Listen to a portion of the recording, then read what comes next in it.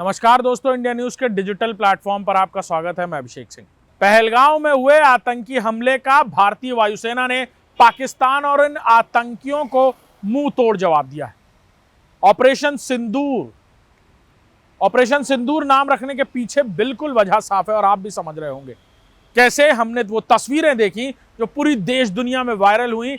शुभम खुशियां बटोरने गए, शुभम की पत्नी उसकी लाश के पास बैठी थी।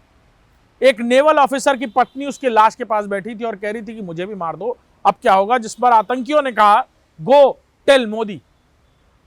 और अब जब पूरे देश ने एक साथ मिलकर प्रधानमंत्री नरेंद्र मोदी को यह कहा तो देखिए क्या जवाब मिला है।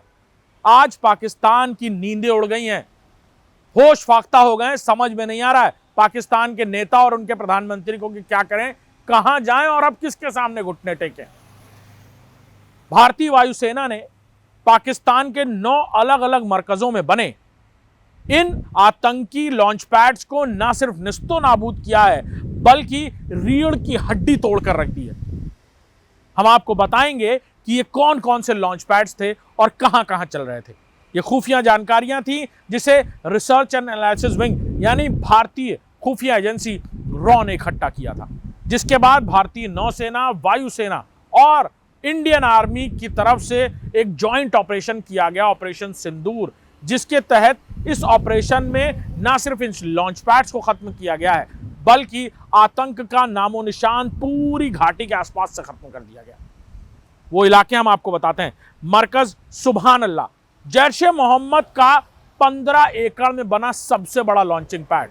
कहा यह भी जाता है कि पुलवामा अटैक हो या फिर पूरे वादी में होने वाले छोटे मोटी घटनाएं, उनमें यह लॉन्चिंग पैड सबसे ज्यादा इस्तेमाल किया जाता है, जिसे भारतीय वायुसेना ने अपनी मिसाइल हमले में पूरी तरह निस्तो नाबूद कर दिया। इसके अलावा मरकज तैयबा मुर्दी के ये लश्कर तैयबा का ये भी एक बड़ा लॉन्चिंग पैड है जो इस मरकज में है।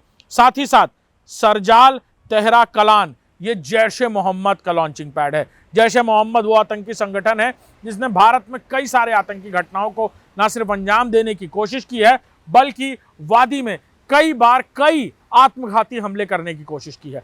और इस लॉन्चिंग पैड के बारे में यह भी कहा जाता है कि यहां बाकायदा फिदाइन हमलों की ट्रेनिंग दी जाती है, जिसे अब वायुसेना ने निस्तो नाबूद कर दिया। वहीं महमूना जोया सियालकोट हिजबुल मुजाहिदीन, जी हां, हिजबुल मुजाहिदीन वो आतंकी संगठन है जिसको लेकर भारत में कई बार कई सारे आतंकियों की गिरफ्तारी और घाटी में कई बार कॉम्बैट ऑपरेशन में इनके आतंकियों को मार गिराया है। इन्होंने भी कई बार इस तरह की आतंकी घटनाओं में कई मासूमों की जान ली है। इस लॉन्च पैड को भी भारतीय वायुसेना ने निस्तो नाबूद कर दिया, जो कि सियालकोट में यानी ठीक पाकिस्तान में। इसके अलावा मरकज अहले हायदत बरनाला ये लश्कर तैयबा का है लॉन्च पैड था और इस लॉन्च पैड में व्हीकल ट्रेनिंग यानी गाड़ियों में बम रखकर किस तरह आतंकी हमलों को अंजाम दिया जाए, किसी ऑब्स्टिकल को यानी किसी भी तरह के बैरिगेड्स को किस तरह से उड़ाया जाए, इस तरह की भी ट्रेनिंग दी जाती थी, यानी हाईटेक व्हीकल ट्रेनिंग दी जाती थी। मरकज अब्बास कोटली में 2 अलग अलग लॉन्चिंग पैड्स थे, एक जैश ए मोहम्मद का और दूसरा हिजबुल मुजाहिदीन का।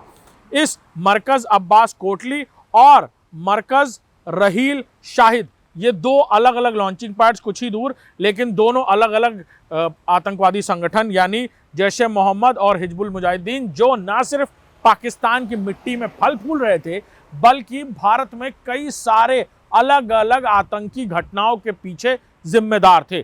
साथ ही साथ सवई नल्ला कैंप मुजफ्फराबाद और सईदन बिलाल कैंप मुजफ्फराबाद ये दोनों भी लश्कर तैयबा और जैश ए मोहम्मद के आतंकी लॉन्च पैड्स थे जिन्हें इन एयर स्ट्राइक में मार गिराया गया। आपको बता दें मुजफ्फराबाद वो इलाका है जो पाकिस्तान के भीतर है और जम्मू कश्मीर से इसकी दूरी बहुत ज़्यादा नहीं है, लेकिन यह कहा जाता है कि पाक ऑक्यूपाइड कश्मीर और पाकिस्तान यानी जिस अधिकृत तौर पर पाकिस्तान जिस कश्मीर को अपना होने का दावा करता है वहां से मुजफ्फराबाद की दूरी ज़्यादा नहीं और ये मुजफ्फराबाद, सियालकोट और इन सभी इलाकों से बहुत करीब में है, लिहाजा पाकिस्तान की डिफेंस एस्टैब्लिशमेंट के भी बहुत करीब माना जाता है। और वहां पर पिन पॉइंट टारगेट को लोकेट कर भारतीय वायुसेना ने न सिर्फ शौर्य बल्कि गौरव का प्रदर्शन किया है और इन दोनों लॉन्चिंग पैड जो यहाँ मुजफ्फराबाद में थे, जो जैश ए मोहम्मद और लश्कर तैयबा के बताया जा रहा है, इन दोनों को भी निस्तो नाबूद कर दिया है।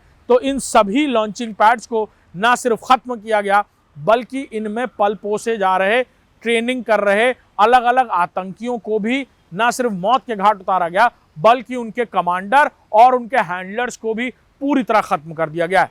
नमस्कार।